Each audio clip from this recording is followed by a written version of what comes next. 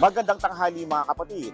Posible raw na lumagpas sa 1.5 degrees Celsius mark ang temperatura ng mundo sa 2028 ayon sa United Nations. Ibig sabihin, lalo pang iinit ang temperatura sa mundo tuwing tag-init.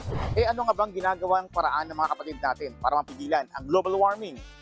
Tara samahan niyo ako at magtatanong tayo dito. Para sa akin, magtanim lang ng mga puno. Yun lang ang kailangan para ma-absorb yung sobrang carbon dioxide sa air natin. Magtanim na maraming puno, avoid throwing trashes everywhere.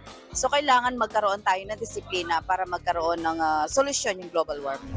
Bawasan natin ang mga carbon emissions po natin and mag-switch po tayo sa electric. Reduce the use of plastics and medyo bawasan natin pagkain ng karne.